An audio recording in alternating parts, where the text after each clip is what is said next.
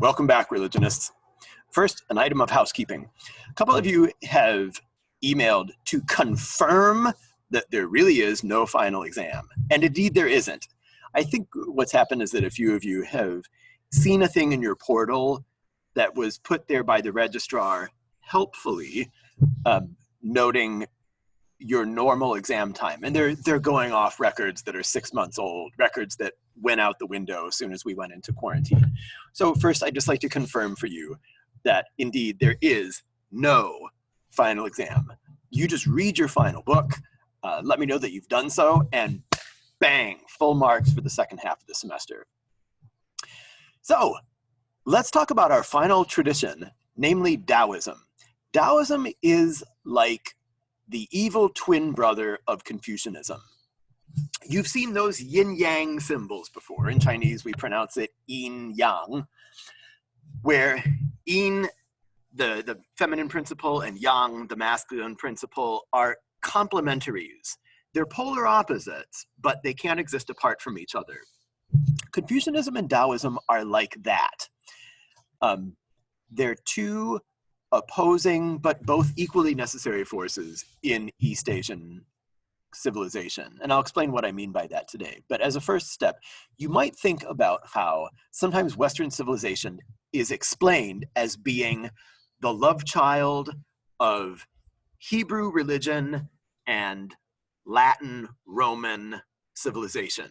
That is, our religion sprouted out of the biblical tradition that began with the ancient Hebrews.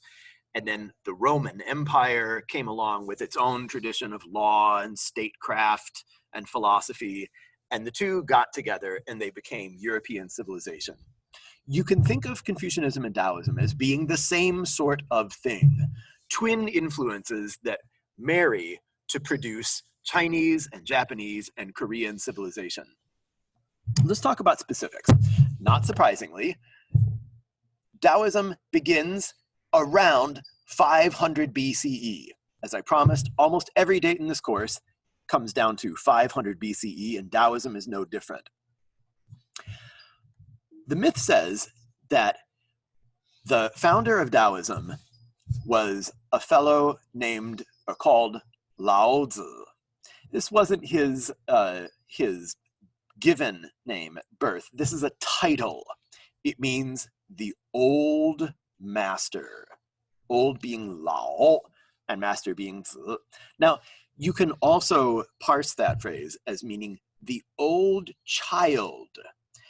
And sometimes artists will even paint Lao Tzu, instead of being a bearded old man, they'll sometimes paint Lao Tzu as being a bearded baby, somebody who's both very, very old and wise, but also a newborn babe with the innocence of a child. And that's very appropriate because, as we're going to see, Taoism is a tradition that encourages you to recover your natural childlike spontaneity. In Taoism, your problem is simply that you've been over-civilized, over-cultured. And the solution to your problems is simply to unschool yourself, uncivilize yourself, and return to your spontaneous, self-same, natural condition. The story says that Lao Tzu was born at about the same time as Confucius, 500 BCE, in the very same country, China. And as we'll remember, at that time, China was a mess. Chinese people believed that thousands of years before, they had been a golden age when their empire was ruled by wise and benevolent kings. But by 500 BCE, that had all gone to shit. Excuse me, you probably have family members listening. That had all gone to pieces. And China had fractured into civil war. Confucius's answer to that problem was to try to participate and make a difference from the inside of this thoroughly broken, corrupt, morally bankrupt system. And as we said when we talked about Confucius, Confucius took it as a matter of pride that he knew that he could not succeed, and yet he did it anyway. In Chinese, 知其不可而为之. Let me just point out how awesome the Chinese language is. Listen to that musical sound. 知其不可而为之. Notice how it sounds like I'm singing it? That's because Chinese is famously a tonal language. The very same sound means different things depending on the tone in which you sing it. Let me go off on this interesting linguistic tangent because you know that I'm a language geek, and use the famous example of this. Take the syllable ma, M-A, easier to pronounce, right? Now, follow along at home with me. I'm going to take you through what that syllable means when you sing it in different tones. Try singing it like this, ma, with a high level tone. Try it at home. Nobody's watching you. Ma. Sung that way, ma means mother. But if you sing it with a, let me make this make sense from your perspective.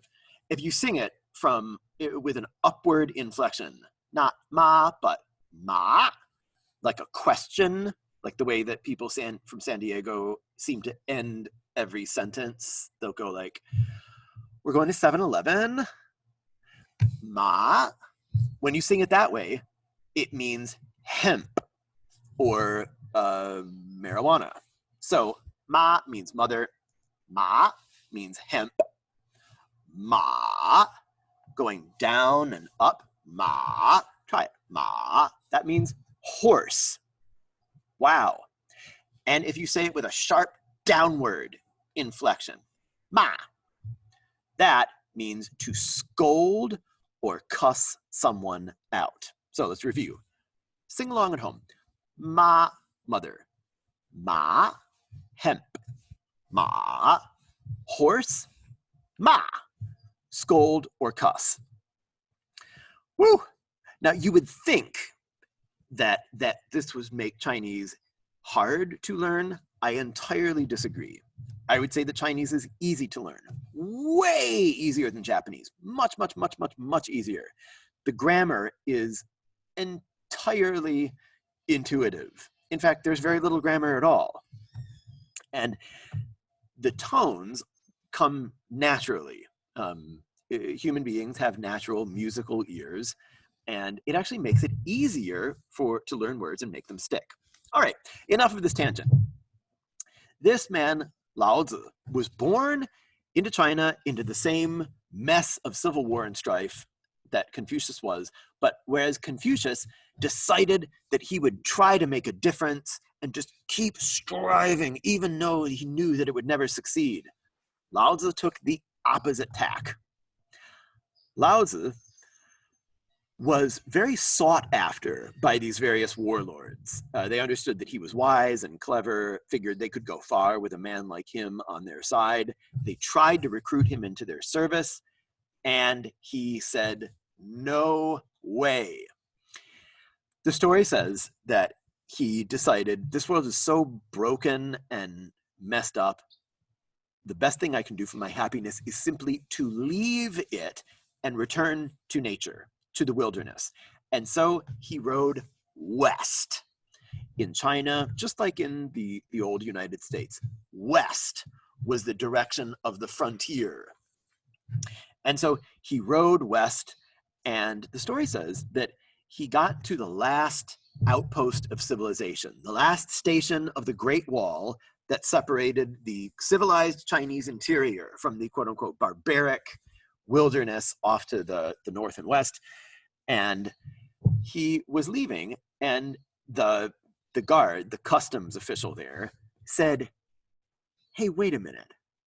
Wait, are you that guy Lao Tzu, that famous wise man? And Lao Tzu simply said, oh, some people have called me that, but really, I know literally nothing. And the man said, wait, you're riding out there into barbarian country? Lao Tzu said, yes, that's right. I'm never returning either. And the guard said, wait, you're famously wise. Can you teach me your doctrine? And Lao Tzu said, well, not really. I don't exactly have a doctrine. And the guard just begged, but you're wise.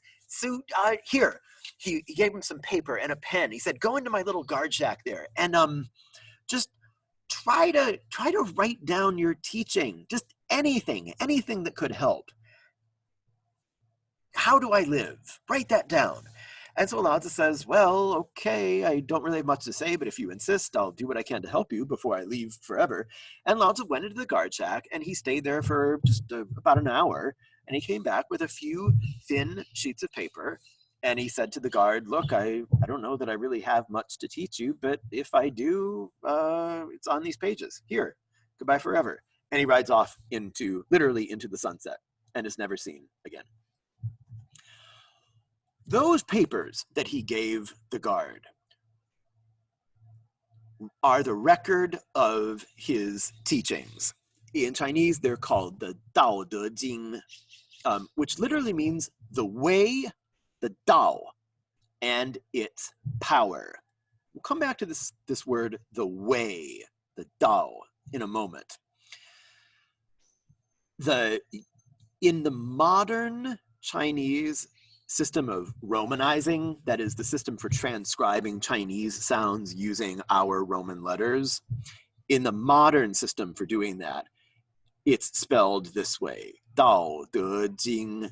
Now, you might have seen this spelling before. Maybe you've been in bookstores before, browsing around the Asian philosophy shelf, and seen it spelled this way. This is an much older, obsolete system of transcription. This was made up in the early 1800s by a bunch of Europeans. I don't know how they thought that Dao, that sound, was represented with a D, or Jing would use a CH, but it's now obsolete. It's no longer used, except it does have a little bit of momentum. So sometimes you still see it spelled this way. Okay, this word Dao.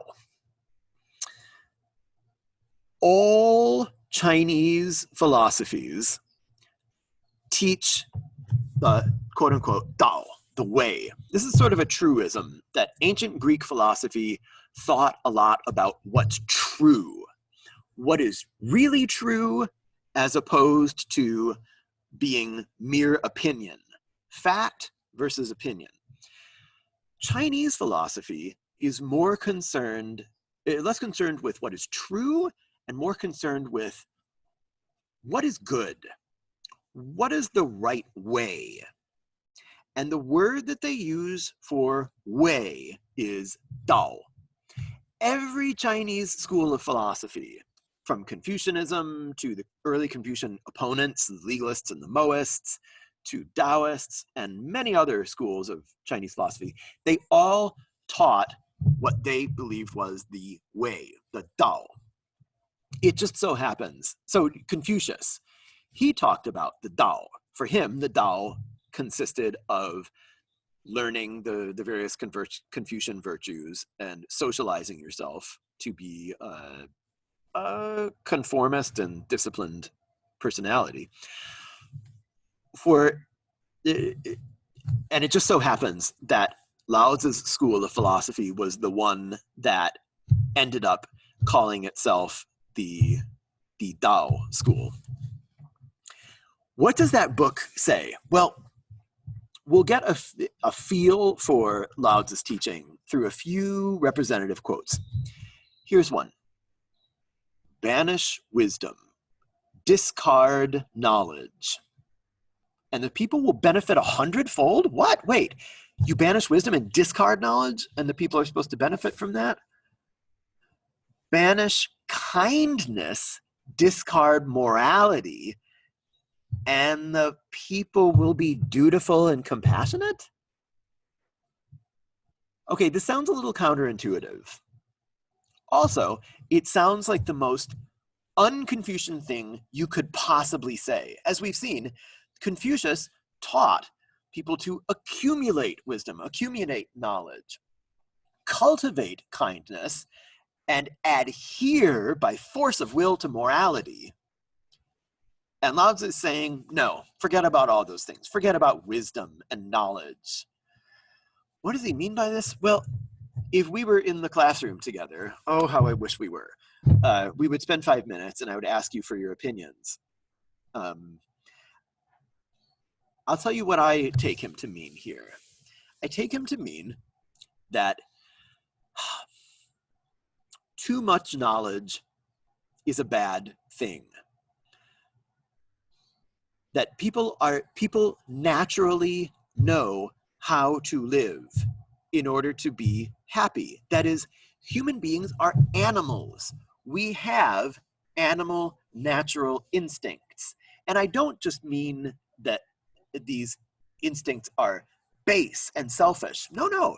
If Lao Tzu were here talking to us, he would point out the fact that humans are naturally sociable creatures. Sure, we have some selfishness in us, but he would point out from primates like chimpanzees up to human beings, what's really amazing about human nature is that we get along really well. And he would say, so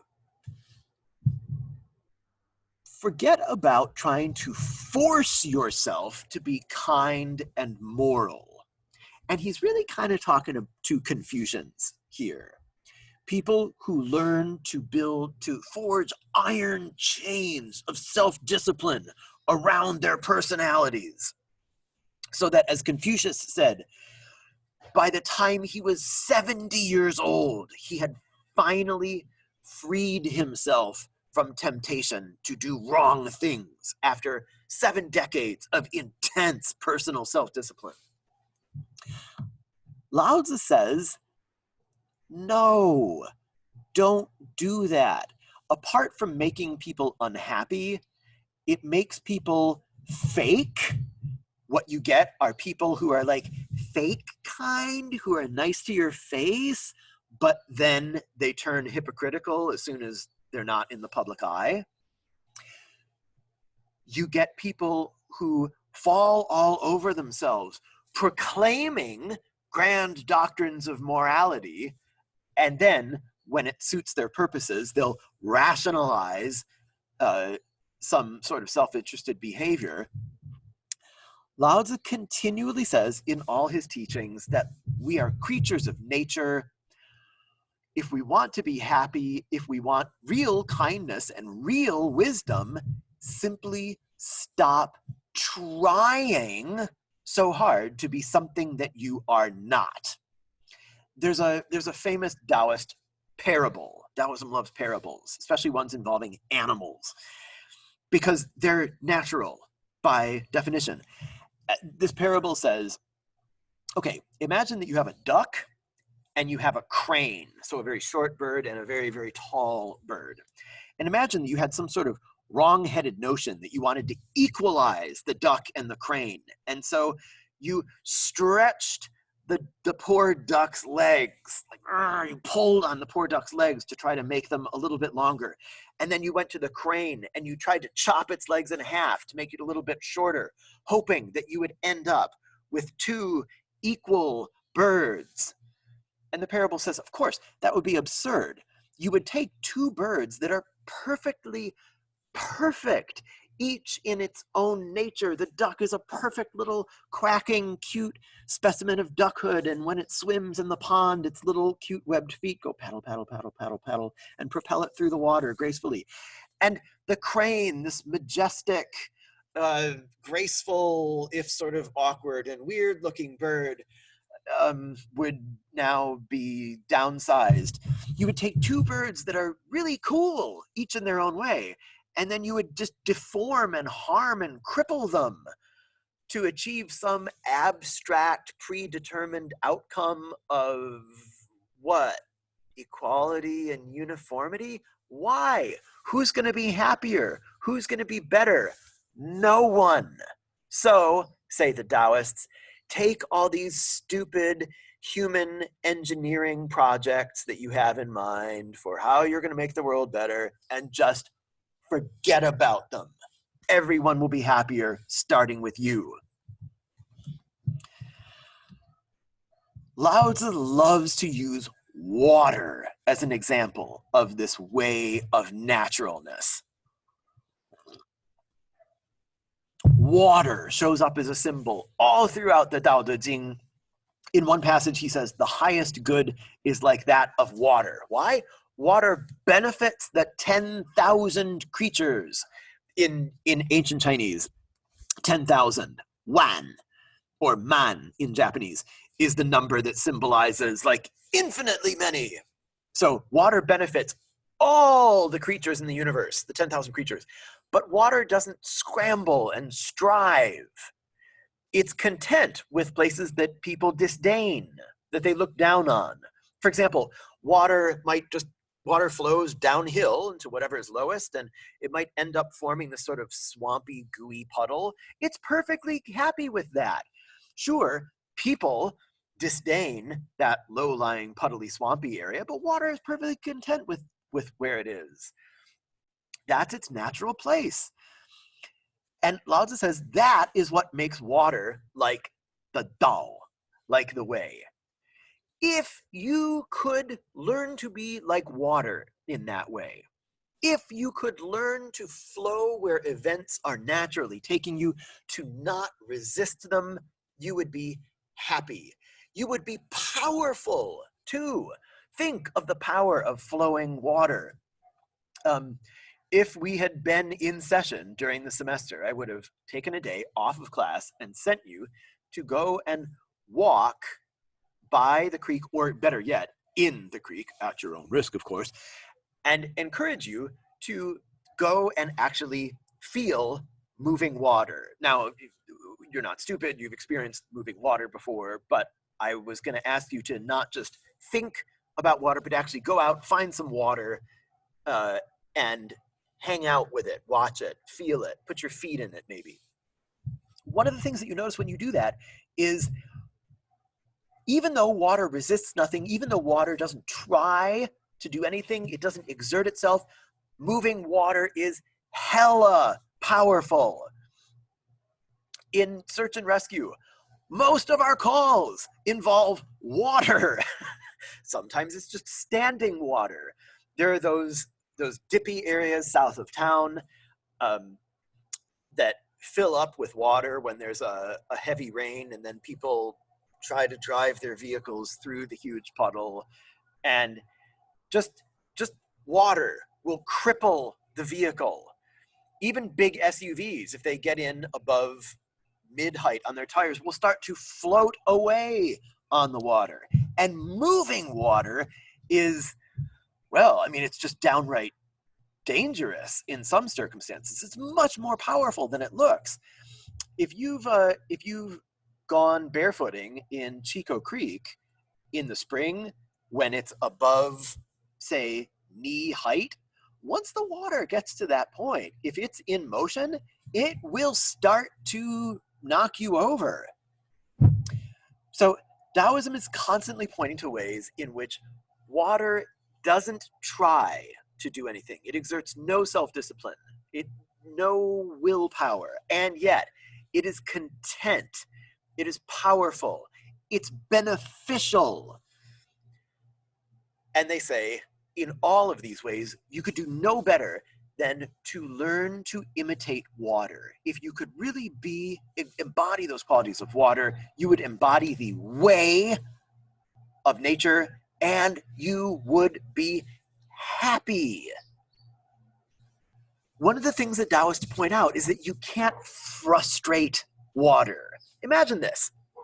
Imagine that you go to a river and you dam it up with something. Well, the water will just flow around you put some bricks and logs in there. The water will basically flow around, through, over, under anything that it can. But eventually, if you keep throwing things in and you succeed at damming the flow, well, water's cool with that too. It'll just start rising, gathering. It doesn't care. Eventually, its own natural strength might blow away the dam that you've been building, but water really has no agenda. And Lao Tzu would like for you to take on board that frame of mind, because if you have no agenda, you cannot be frustrated or bummed out. Imagine that you woke up every morning and you really and truly just began each day thinking, huh, well, I wonder what's going to come along in the flow of life today. Whatever it is, I'm cool with it. If you really meant that, if you really felt that way, you could not have a bad day. Because what does a bad day mean? It means something happens that's contrary to your wishes. But if you have no wishes except to just roll with whatever comes, you cannot be frustrated. There are no bad days for water, and if you learn to be like water, there are no bad days for you. Because Lao Tzu thinks that people are creatures of nature, and nature basically kind of takes care of itself, this makes him politically into something, if we insist on translating this into sort of terms of Western political thinking, turns Lao Tzu into something between like a libertarian and an anarchist. It's very telling when he says that a leader is best when people barely know that he exists. That is a very hands-off kind of leader, figuring the people on the ground know what's best for them. And they may not have a lot of book smarts, but they sure know how to live their lives. So let's just leave them alone. This is an example of what Lao Tzu refers to, a little bit confusingly, as Wu Wei. Sometimes this is translated into English as non-action. I suggest a better way to translate it is not trying, or not trying hard. So it's okay to have preferences as long as you're equally okay with just abandoning those preferences if the flow of things goes away from them. Again, to use the example of water, water doesn't try, and yet it accomplishes so much. It's maybe the most important molecule on Earth to life.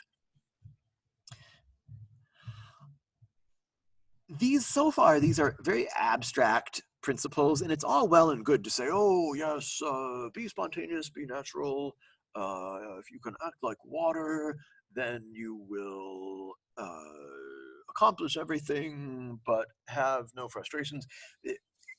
Great, agreed. It would be wonderful to be totally spontaneous and natural and have no agenda.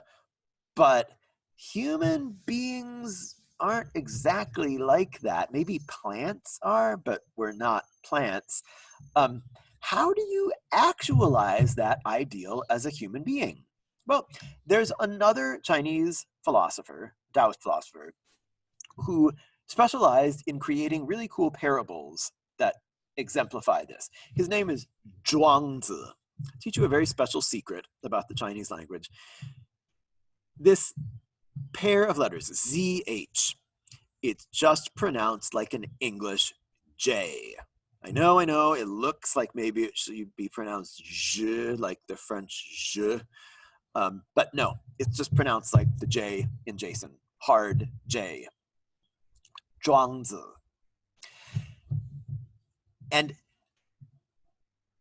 Zhuangzi loved stories that parables that of people living the Taoist way, and his parables usually involved kind of thumbing his nose, or if you prefer, giving the middle finger to Confucians.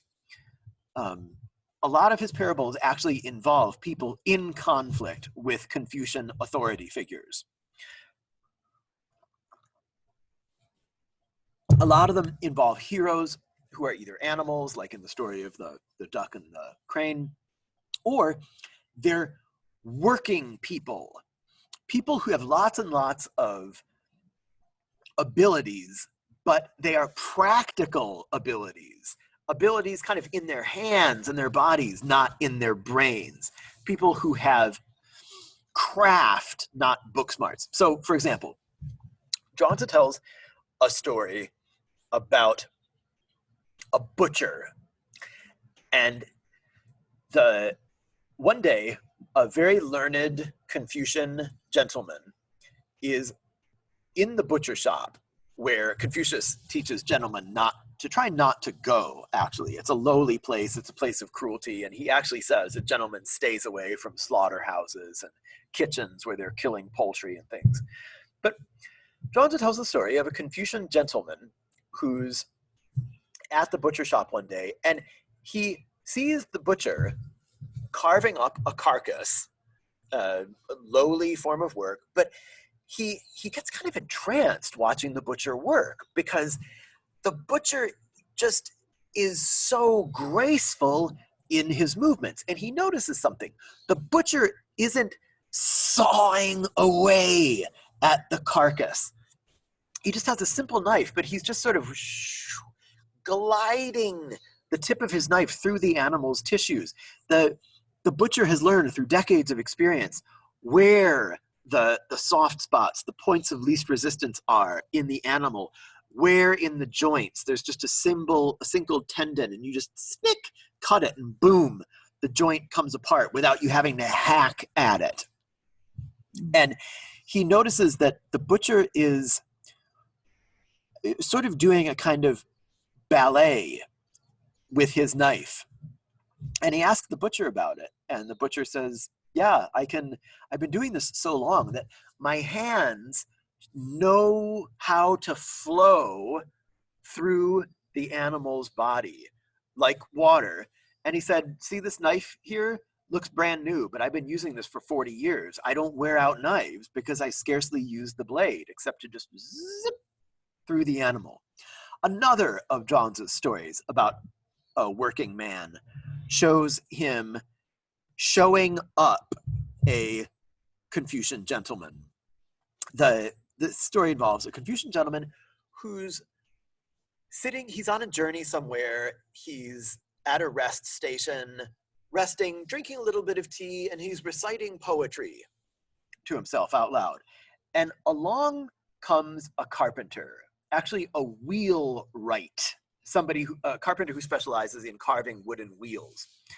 And the carpenter hears the Confucian gentleman reciting this poetry that's so literary and antiquated that it's incomprehensible to him. And he just mutters something under his breath, like, the hell good is that crap? And the Confucian gentleman grows very incensed. And he's a man of terrific dignity and authority. And he says, my good man, explain yourself, or I will have you grabbed by my henchmen and thrashed. What learning do you have that's more lofty than my Confucian poetry? And the wheelwright does not look cowed or intimidated at all. This is a barrel-chested working man. He's not afraid of anybody. And he says, what learning do I have? In one sense, none that you would recognize as learning. But I'll tell you what I can do. I can just close my eyes, sit down at a piece of wood, no measuring instruments, no compass, and I can just start turning the wood, and in no time at all, I've got a perfectly round, perfectly serviceable, very useful wheel. And nobody else can do it like I do. I have apprentices in my shop. They don't have the experience that I do. And what I've concluded from this is that my decades of experience have put a kind of wisdom or learning into my hands. I don't even have to think about how to make this useful item, this wheel. I just say to my hands, go to work, and zoop, they create something useful. Something, in fact, that you will then pay me for to put onto your cart and ride away. How's that for learning? And the Confucian gentleman has to take his hat off and say, you know, sir, you were right. I was a pompous ass. You actually know more than I do.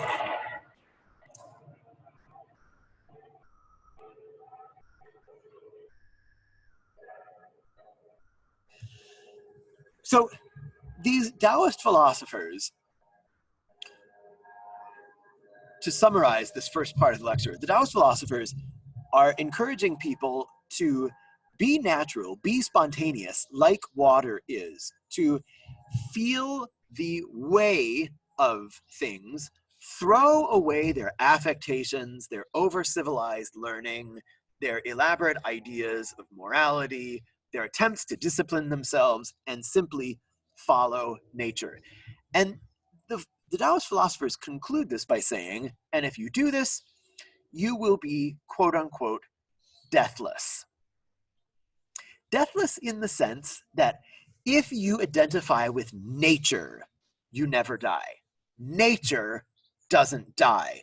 Individual creatures in nature may end, but if you identify yourself no longer with your small particular self, with your own agendas and your own ends and your own projects, and you identify yourself simply with nature, and if you say, my goal is just for nature to have its way, you can never be thwarted in that purpose because nature always gets its way, and you can never die because nature, life, never dies.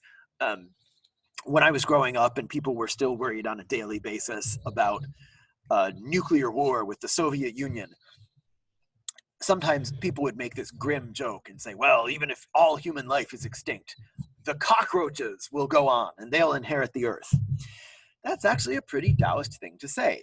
Life never dies. Your particular life, it will end, but if you identify yourself not as little 5'8" Jason, but as life itself, fantastic. You will then be deathless.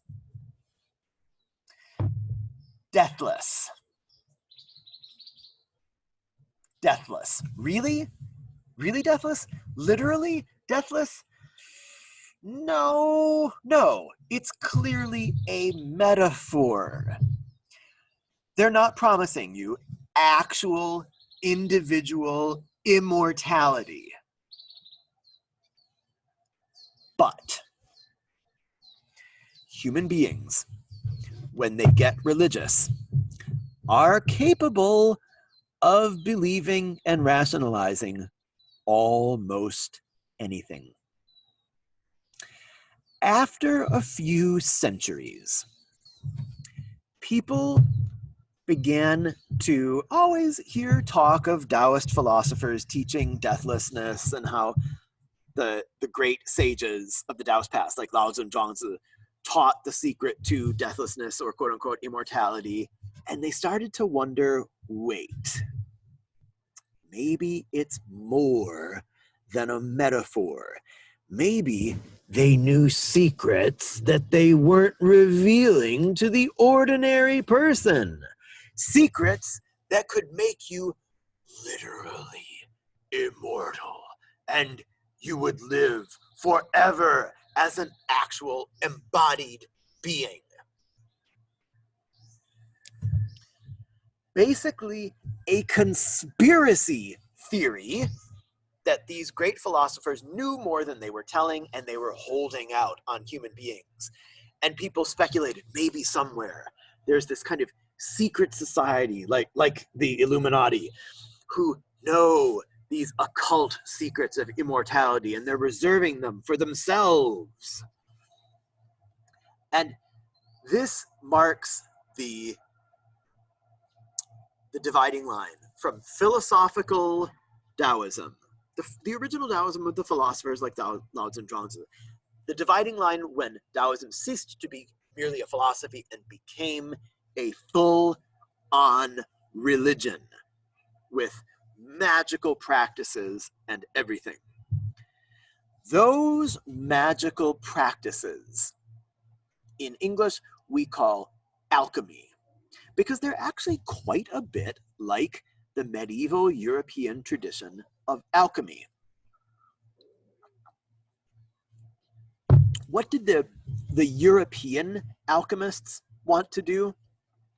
They were fiddling around with ways they thought that maybe there were ways that you could take something like stone or lead, base substances, and through some sort of what today we would call chemistry, since chemistry to the ancients looked like actual magic, thought maybe through some sort of alchemy you could transform metal and stone into gold.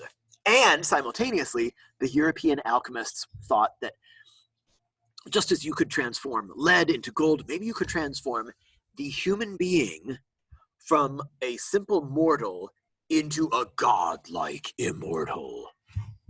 That was European alchemy.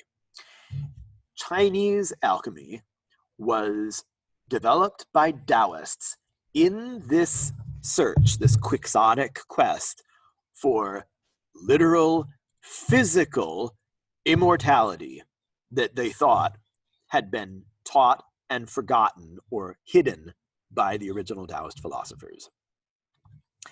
Nowadays, we distinguish Taoist alchemy into inner alchemy, what's called Nei Dan, and quote unquote outer alchemy, Wai Dan. Let me explain the difference to you.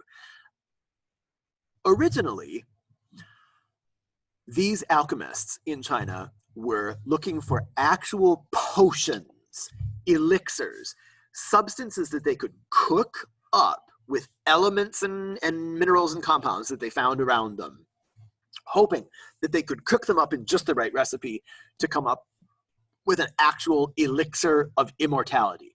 And they put all kinds of lunatic ingredients into these potions. Ingredients that, especially to the ancient mind, looked super fancy and intriguing, but often as not were really super toxic. One famous one was this thing called cinnabar. The ancient Chinese really liked cinnabar. They were fascinated by it because they figured it looked like a diamond, but it's red.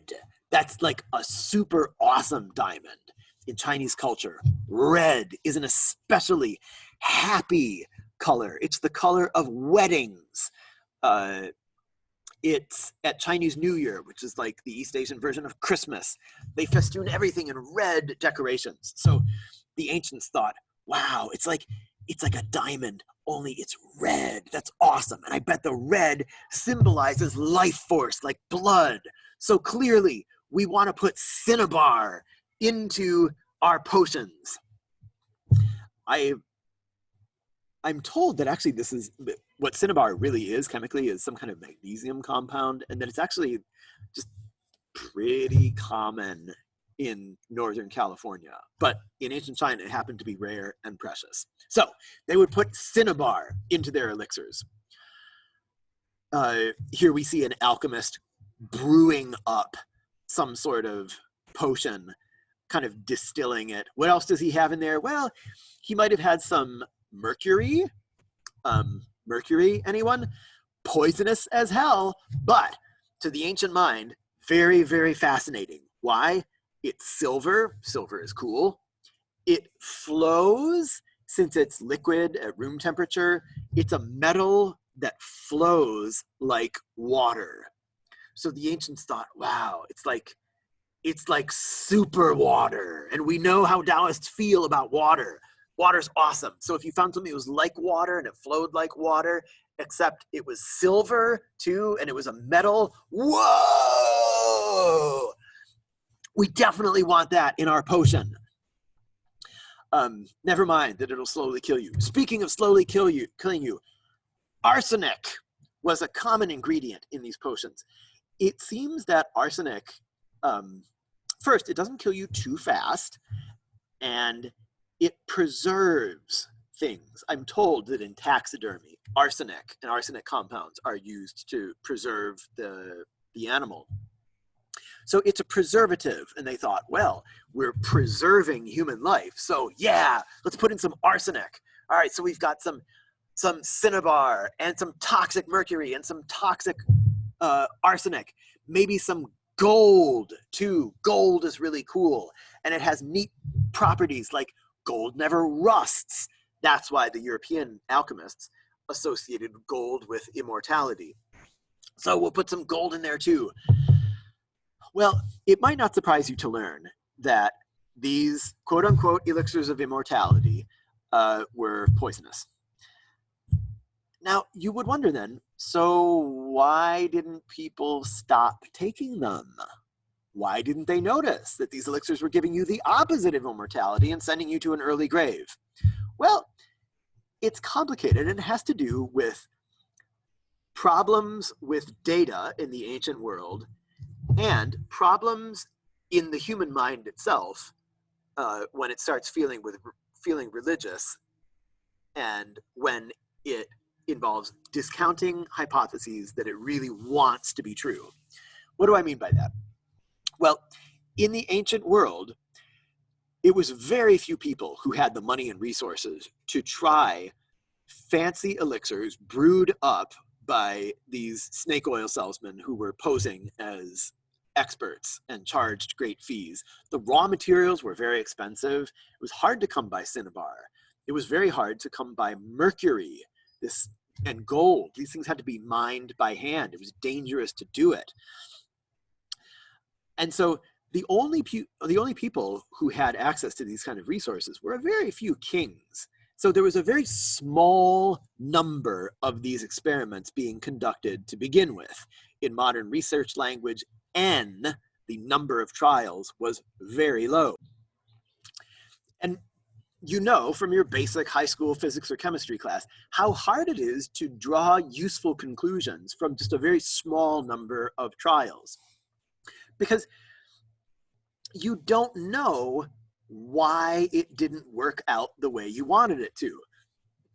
Think of these potions. They could be made out of dozens of ingredients in hundreds or thousands of different combinations. And so if your experiment didn't work, it was always possible that you simply didn't use the right proportions or the right ingredients, and you needed to fine-tune them. And so there wasn't an experiment you could do that would tell you, okay, the entire idea of these elixirs of immortality is absurd and counterproductive and dangerous. No, all each trial could tell you was that this particular recipe wasn't working. And it's not like this information was disseminated over the internet. Back at this time, information could only travel as far and as fast as a horse, and there was nobody who was making like a centralized database of all of China. And so you're relying on very anecdotal information. Furthermore, when people want to believe that something is true, they can resort to all kinds of interpretive gymnastics to discount results that they don't like. So, for example, sometimes a given king would try some arsenic-based potion, and with mercury maybe, and over time, it would make him insane and crippled and finally dead. But this could take years to accumulate. And so people could just as well say, well, you know, His Majesty, he didn't die of the potions, he died of some disease. It just shows that he didn't take enough potion or do it fast enough. So you could end up with the opposite conclusion from the correct one if you wanted to. Or sometimes the king would die after taking a potion, and people would say, it worked, look, he's shed his body, his spirit has left behind his body, and now his spirit is an immortal dragon riding around among the clouds above our heads. It worked, it's proof. Woo! Science is not simple. Science is subject to way, way, way, way, way more interpretation than people usually give it credit for. It's an extremely long-term, cumulative project, and along the way, there's tons of disagreement, even among the experts, and in this case, we didn't have any true experts around. It is a long-term, cumulative group enterprise, and there are lots of cognitive biases that people can bring to the interpretations for a long time and get away with it if they want to. Now, after a certain time, people did reach a broad consensus that the people taking these potions, they were dying. So they thought, a rational person might then have thought, maybe this entire quest for immortality is bogus and misguided. But again, think of what the human mind is capable of when it's under the influence of religion and wishful thinking. Some people thought, well, this just shows that we're doing the wrong kind of elixir. We're doing the wrong kind of alchemy. We've been doing outer alchemy. We've been finding substances outside of ourselves and mixing them together in different proportions. When in fact, they speculated, all along, the alchemy, the elixirs that we were supposed to be creating were elixirs made of the many colored substances within our own bodies. Now, think for a moment like an ancient person. You don't have an anatomy textbook. It's a rough world, and you've probably seen people and animals killed or had their skulls cleaved open or something. And you're vaguely aware that the body contains interesting substances. Like a friend of mine on search and rescue, his first call once involved, actually, this is really gruesome. I'm not going to tell you. There's the human body has subcutaneous fat. It's basically oil. And if, for reasons that I will not get into, the human body is like, splatters like a water balloon, that subcutaneous fat ends up as a sort of like oily oil slick on the water. Okay, I've already gone too far. This is kind of gruesome. The ancients knew about that stuff. They were aware that there's blood, there are these like colored biles, things that are yellow or green. They seemed to be aware that, like, under some circumstances, blood in veins is blue and not red. There are white substances in the body, like there are sexual fluids that are various strange consistencies and colors. There's brain fluid, there's pericardial fluid inside the sac that surrounds the heart, the pericardium. Interestingly, in the history of Christianity, the gospel stories about Jesus' crucifixion involve an episode in which Jesus seems to be dead already, but to make sure, a Roman soldier pierces the side of Jesus with a sword. And out of his chest comes not blood, but water, if I remember the gospel account correctly. And modern medical speculation is that what happened was that the sword pierced the pericardium, and what came out was pericardial fluid, which is clear. It looks kind of like water. So these Taoist alchemists now supposed, after many centuries and lots of dead people, maybe what we need is to create a quote-unquote elixir by blending these different mysterious substances that are already in our own bodies. That is, maybe the elixir that we need to create isn't ingredients outside the body, but it's maybe we need to do sort of like special exercises that will blend the fluids inside the body. They tried doing this in many different ways. One way involved various breath exercises.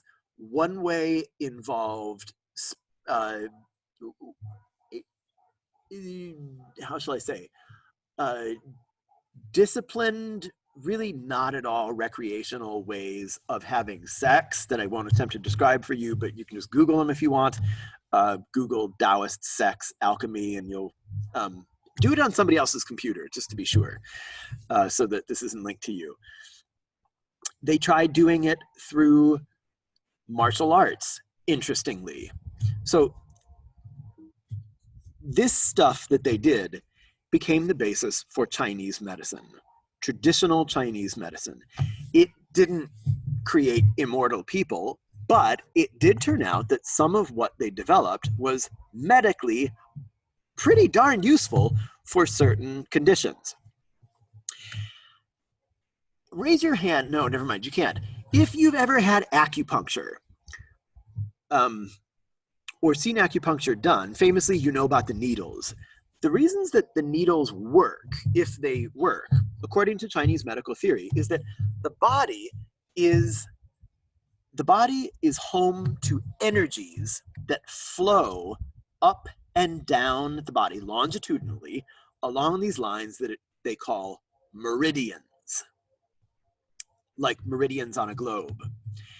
And the traditional Chinese medical theory of illness is that when you're ill, the reason is that somewhere the flow of the energy, or qi, in Chinese, the Q is pronounced as a CH, qi.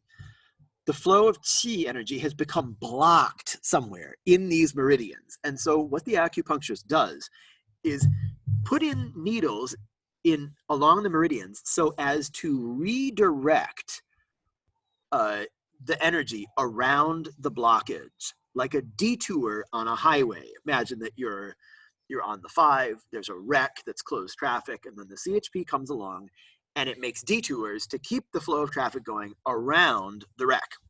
That's the way that acupuncture is supposed to work.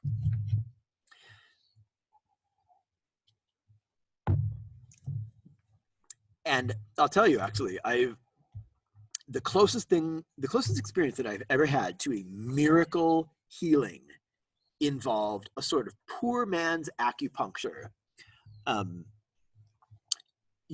It takes years of training to use acupuncture needles correctly, but the theory is that these meridians do come to the palms of the hands and also the soles of the feet, and they kind of turn around there, sort of like a swimmer in an Olympic pool doing a kick turn. A meridian maybe flows down your arm, say, and then it reaches the palm of the hand on a certain very particular point, and then boop, it turns around and it goes back the other way. And so it so happens that on the palms of the hand and the soles of the feet, you can get at the meridians and stimulate them and manipulate them without needing to put a needle into the surface of the body. It's at these spots where they come right to the skin that you have access to the meridians. And so there's a tradition of folk healing in East Asia, a sort of poor person's acupuncture, called reflexology, where you massage certain parts of the hands or feet. Do I have a picture of that? Yeah, okay. Here's a picture of a reflexological diagram, helpfully labeled for you in Chinese. But you can see from the pictures that the parts affecting the lung are located on this part of the palm. This looks like a uterus, I think. Here we've got, heart and lungs here, lungs and trachea here, small intestines here, large intestines here, here are some kidneys. By the way, one of the things that's really great about Chinese and Japanese is their medical terms are just ordinary plain language terms. It so happens that in the European world, our medical terms are based on Greek. That was very helpful in the 1600s when learned people all knew Greek, but now that unfortunately most of us don't learn Greek anymore, medical terminology is a little hard to grasp. Like, you don't know that a suprarenal gland is a gland that's suprarena on top of the kidneys. Whereas in Chinese, it's just the shen shang xian, the gland on top of the kidney. So learn Chinese, and you also learn everything you need to know about anatomy. Woo! Okay, so the time when I became a convert to, or at least a big respecter of traditional Chinese medicine, was when I was in China right after college, and I got sick, like the kind of sick where you want to be dead. And the doctors at the local hospital they weren't really able to do much for me. But when I got home, a buddy of mine who came from a little village in the province of Hebei, in the middle of nowhere, he said, you know what? There's something that we do in my family. It's folk medicine, but I don't know, it might help you. Let me try. And he came to my apartment with a bag of cotton balls, a big metal coin, and a small bottle of extremely fiery Chinese hooch, kind of like Chinese vodka. It's called Arguotou. And he had me lie on my bed on my belly with my socks off. And he got on my back, straddled my legs, facing my feet. He took a big coin, covered it in the cotton balls, doused them with this hooch, and then he feels around on the soles of my feet, finds a couple of particular spots, and he just scrubs the bejesus out of those spots, like kneading and pressing with the coin covered in cotton. It hurt like a son of a gun. But 15 minutes later, and then later he spun around and he scrubbed some spots on my back to the point where it looked like it was going to bleed. And then he hops off 15 minutes later and he goes, how do you feel? And I go, I feel amazing. I jumped off that bed it looked like some especially ludicrous scene of like a faith healing where somebody's like jumping up and down going wow out of their wheelchair that they haven't left in years. I'm not suggesting that this was a divine intervention, but it was a nearly miraculous healing. And from that time I thought, okay, maybe there's something to this. One last thing that I'll mention. So Taoist internal alchemy created traditional Chinese medicine and acupuncture. Is it immortality? No, but they ended up stumbling on to some really useful things. Another thing that comes out of this Taoist tradition of internal alchemy are certain Chinese martial arts, what are called the soft or internal Chinese arts. If you've ever seen people doing Tai Chi in a park, in Chinese it's called Tai Ji Quan, that's an example of a Taoist-based soft martial art that came out of Taoist internal alchemy. Tai Chi is the stuff that looks like this. Uh-oh, you're about to see the fact that I don't want you to see me in my very unprofessional shorts. You might see people doing very slow, soft movements like this. It's practiced very slowly.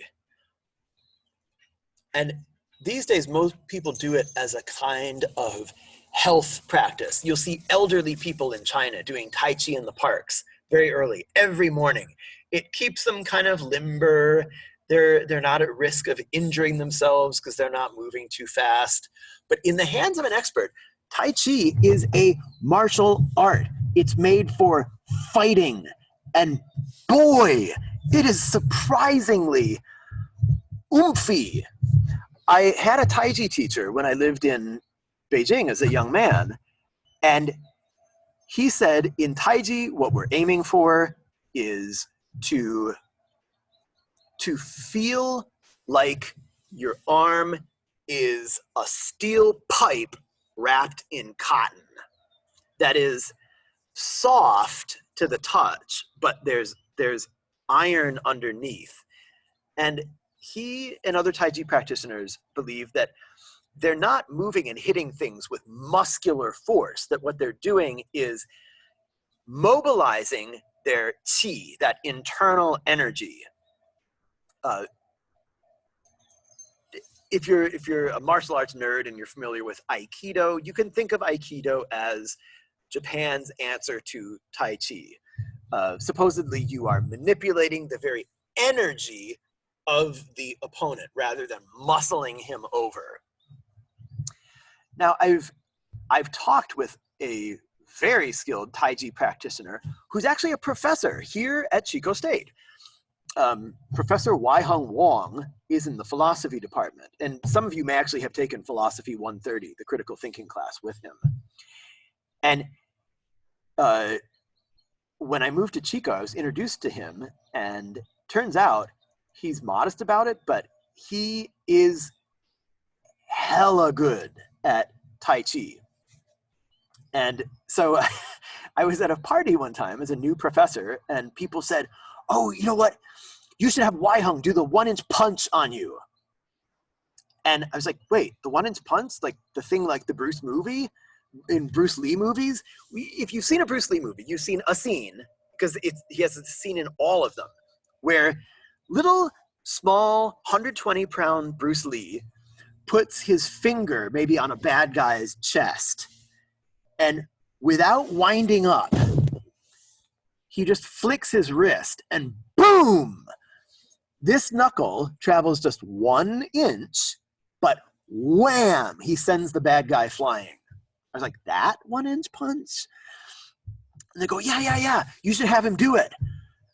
I'm like, right now? And they said, yeah, here, I'll hold your beer. They literally said that. Here, hold your beer. And they called Wai-Hung over, who indeed is a Bruce Lee-sized, very diminutive Chinese man. I would say he's a $130 soaking wet. And he said, okay, are you sure you want to do this? I was like, yeah, I'll try anything once. And so he had me stand in front of a couch to catch me when I went flying. I was very skeptical that this was really going to happen. And just like a Bruce Lee movie, he sets up on me. He puts the knuckle of his index finger on my sternum. And he goes, are you ready? And I'm like, yeah. And he just flicks. Boom! And he actually sent me flying backward into the couch. So I said, okay, wait, what happened? Did you really mobilize your chi? Did some sort of mysterious, invisible energy zap me? He goes, no. I don't believe in any of that. His explanation was that what the martial arts masters call qi is a sort of metaphor for really, really, really good body mechanics and timing. He said that what he was doing was simultaneously flicking, so straightening his wrist and clenching his fist at the very last second. So it stayed loose and fast up to the point of impact, and then bah, it got stiff and resistant, like whipping a towel on the beach. So flicking his wrist and simultaneously straightening his elbow and simultaneously engaging his lats to make it solid and spinning his modest body weight and buckling his lead knee so that you've got something straightening, you've got an elbow straightening, you've got a lat engaging, the body is also spinning and it's dropping, and the cumulative force that's generated by this small body moving through an infinitesimally short space, wham, is enough to add up and actually send a big power lifter, all right, a short, fat power lifter flying into a couch. Like traditional Chinese medicine, I'm not saying that it works for the reasons that they say it works, but sometimes people are doing amazing things and even they do not know why. What could be more Taoist than that? An actual practical wisdom in your hands, in their bodies. Not a kind of book learning, not even really a theory. I mean, they have theories about these, but they may or may not be scientifically valid. But it doesn't matter. because they actually get things done. I will send you a final message next week. But this is our last lecture about a tradition. And so having watched to this point, as you know, your last job for the semester is simply to finish reading that book of your choice, send me a message on Blackboard saying, I read whatever, and I'm done.